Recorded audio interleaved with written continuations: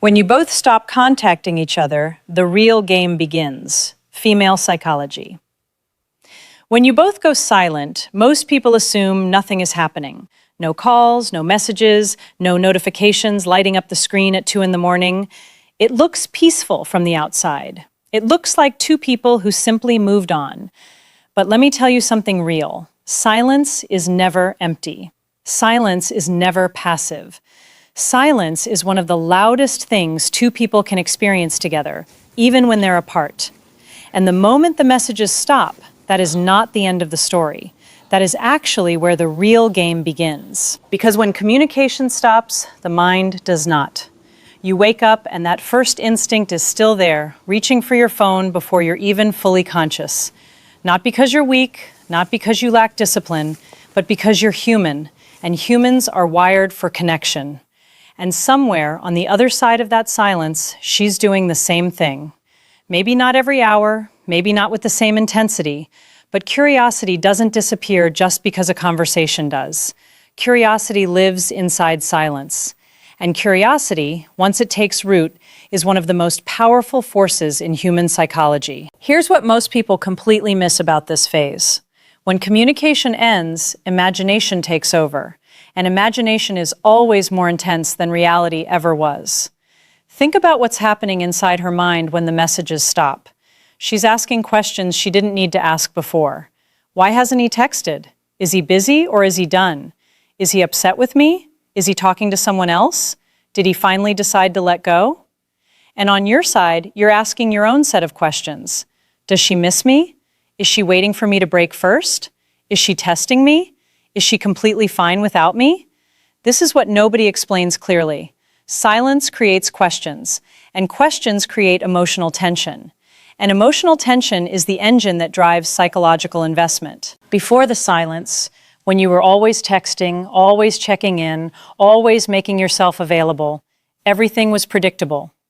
She knew when you'd reply, she knew you'd show up, she knew you'd reach out. And predictability feels safe, yes, but safe is not the same as magnetic. The moment that predictable pattern breaks, something fundamental shifts in the emotional energy between two people. Silence removes certainty, and when certainty disappears, attention increases. Your presence, when it was constant, felt normal. It felt expected. But your absence, handled correctly, feels significant. It creates a space, and in that space, her mind begins to fill in the blanks with everything it remembers about you. The conversations that made her feel understood, the moments that made her laugh, the feeling of being around someone who genuinely got her. Silence has this strange and powerful ability to highlight what all the noise once hid. But here's where I need to be completely honest with you, because this matters. This is not about games. This is not about tactics or manipulation. This is about understanding how emotional dynamics actually work. Because if you panic during silence, you lose something important. If you chase during silence, you confirm every fear she had about your neediness. But if you remain genuinely calm during silence, you create something rare. You create intrigue. There is a fundamental difference between silent strength and silent desperation. One communicates emotional control. The other communicates emotional collapse. And emotional control, real emotional control, is magnetic in a way that very few things are. When you don't double text, when you don't post things on social media specifically designed to get her attention, when you don't manufacture reasons to reach out, you communicate something powerful without saying a single word. You communicate that you are a man who can handle uncertainty without falling apart. And that is attractive at a level that goes deeper than most people understand. Now let's talk about what's really happening beneath the surface. Because silence isn't just quiet. Silence is a power shift in progress. Most relationships develop patterns over time. One person texts first, one person initiates the plans, one person apologizes faster, one person carries more of the emotional load. These patterns form gradually, often without either person realizing it, and over time they create an energetic balance. Someone invests a little more, someone leans back a little further. When both of you suddenly stop contacting each other, that entire pattern breaks. And when the pattern breaks, the power dynamic begins to recalibrate. If you were the one always reaching out, always making sure the connection stayed alive, your absence creates a specific kind of disruption. Not because you vanished physically, but because you removed your energy from the equation. And energy is what fuels emotional attachment. People do not always value what is constantly and freely available to them. When something becomes entirely predictable, it becomes comfortable. And comfort, while it's essential in deep and stable love, can reduce urgency in connections that are still finding their footing. The moment you pull back, you introduce something that human psychology responds to instinctively: scarcity. And scarcity increases perceived value. When access decreases, attention increases. When your effort is no longer guaranteed, curiosity grows. She may not show this publicly. She may not admit it even to herself. But internally, the shift registers. Why is he so quiet? He used to check on me. Something is different. Did I lose him? That internal questioning is the power recalibrating in real time. Now understand something clearly, because this is important. Power here does not mean dominance. It does not mean control over another person. It means emotional leverage. It means who feels more dependent on the interaction. When you were always available, always present, always proving yourself, she felt secure that you would be there regardless. But when you stop overextending, when you stop trying to prove your worth, when you stop overgiving without receiving, you communicate something she cannot ignore.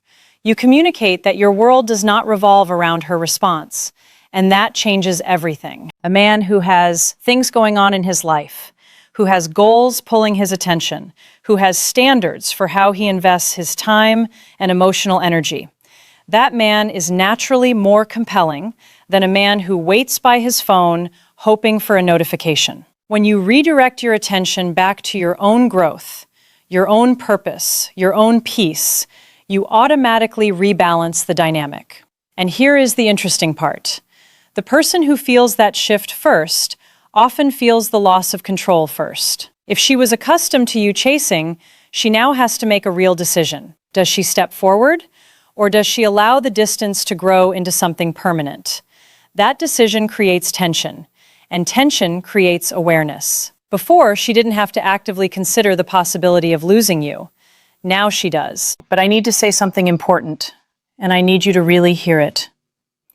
This only works when the silence is genuine. If you're performing detachment while internally obsessing, your energy still communicates neediness. People sense that, even when they can't articulate what they're sensing.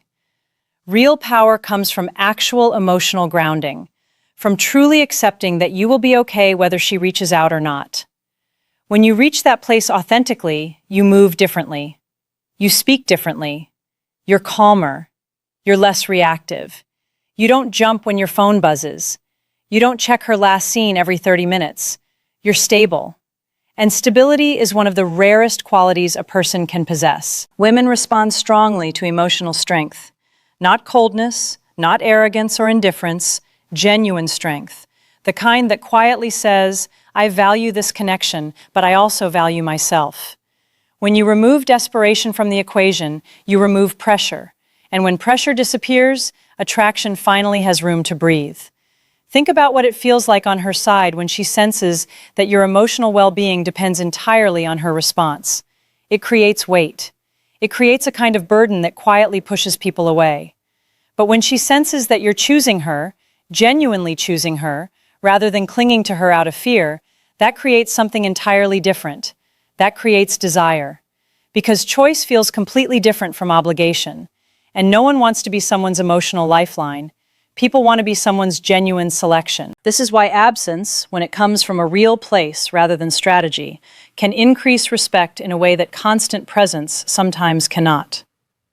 Respect grows when someone sees that you have real boundaries, that you won't endlessly overextend yourself, that your time and energy are not unlimited resources available to everyone. When you stop overinvesting, you create space for her to invest. Sometimes she hasn't stepped forward simply because you never stepped back far enough to create that opening. Silence forces both people to reveal their actual level of interest. If she genuinely values the connection, she will feel the gap you've left. If she doesn't, you have saved yourself months of emotional exhaustion chasing something that was never going to be what you hoped it would be. Either outcome brings you clarity. And clarity is one of the most valuable things you can gain from any situation. But always remember, the real goal here is not to win her back through strategy. The real goal is to win yourself back. To return to a version of yourself that is centered, grounded, and no longer dependent on external validation to feel worthy. Power shifts the moment you stop trying to prove your value and start recognizing it. And when your absence begins to speak louder than your presence ever did, the dynamic has fundamentally changed. Now let's talk about something most people don't want to sit with: ego. Because when two people go silent, it is rarely just about being busy. It is rarely just about needing space to think. Most of the time, beneath the surface, there is a quiet war happening between ego and genuine emotion. And that war is exhausting. She might miss you. She probably thinks about you in the quiet moments.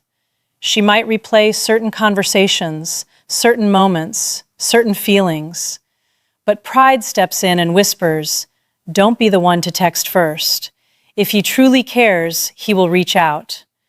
And pride protects the heart from the vulnerability of being seen wanting something it isn't sure it can have. And if we're completely honest, you're in the same battle. You want to reach out. You've typed messages and deleted them before sending. You've told yourself you're done chasing and then found yourself wondering what she's doing. You've thought, why should I always be the one to initiate? If she cares, she knows where to find me. That is your ego stepping in to guard your vulnerability. So now it isn't just silence. It's two people who feel something, both waiting for the other to move first, while their egos stand at the door, refusing to let either of them be seen as the one who cares more. Here's what you need to understand about female psychology in this specific moment. When emotions are genuinely involved, women often use distance as a way of measuring emotional depth. Not always deliberately, sometimes it's entirely subconscious. Distance becomes a quiet test. If I go quiet, will he notice the change? If I stop reaching out, will he pursue? If I pull back, will he step forward? This is not always manipulation. Sometimes it is insecurity wearing the mask of pride. Sometimes it is the fear of being the person who is more invested, the fear of caring more than the other person cares, the fear of being replaced or found replaceable. No one wants to feel like they are more invested than the other person. No one wants to feel expendable. So instead of risking that vulnerability, both people stay in silence. Both people wait. Both people hope the other breaks first. That is the ego versus emotion battle playing out in real time. Emotions say, I miss this person. Ego says, stay quiet and protect yourself. Emotions say, reach out. Ego says, not yet, wait them out. Here is the key. The person who reacts from pure emotion without any control often loses leverage in the dynamic. But the person who suppresses all emotion and becomes completely closed off ends up cold, disconnected, and ultimately unattractive in a different way. So where is the balance? The balance is emotional discipline. Discipline does not mean pretending you don't feel anything. It means caring without collapsing. It means missing someone without losing your sense of self. It means feeling things deeply while acting with genuine wisdom. When you immediately break silence out of anxiety, out of the fear that the quiet means you are losing her, you communicate something she registers on an instinctive level. You communicate that you cannot handle distance. And when someone senses that about you, the dynamic shifts again, and not in your favor. But when you remain steady, not because you're playing a calculated game, not because you're following a script, but because you have genuinely found internal stability, you show something rare. You show that your emotions do not govern your behavior. You show that you have the discipline to feel without being controlled by what you feel. And that quality, that emotional self-governance, is one of the most attractive things a person can witness in another. She starts wondering, why is he so calm? Why hasn't he reacted? Has he moved on emotionally? And sometimes that curiosity becomes too heavy for pride to keep holding down, and she reaches out. Not because you forced her to, but because the emotional tension reached a point where ego couldn't contain it anymore. Let's be real about something, though. Sometimes that doesn't happen. Sometimes her pride wins. Sometimes yours does. And two people who genuinely cared about each other end up as strangers, simply because neither one was willing to be vulnerable first. That is one of the real tragedies of ego. But here is where maturity creates separation between you and everyone else in her life. Before you consider reaching out, you have to ask yourself one honest question. Am I reaching out from a place of genuine strength or from a place of fear? If you want to communicate because you want clarity, because you want honest connection, because you have something real to say, that is strength. But if you're reaching out because the silence has become unbearable for your ego and you need reassurance that you haven't been forgotten, that is fear wearing the costume of courage. Intent matters more than most people realize. Emotional courage is respected by female psychology in a way that emotional desperation never will be. There is an enormous difference between the energy of, I need you to respond so I can feel okay, and the energy of, I value what we had and I am mature enough to say that directly. When ego dominates both sides of a dynamic, both people lose. When emotional maturity leads, clarity is the result. Whether that clarity leads to reconnection or to closure, both outcomes are infinitely better than staying suspended in silence indefinitely. And here's something worth holding on to. Silence always reveals who is acting from genuine feeling and who is acting from pride. If she truly values you, distance will eventually feel heavier than ego.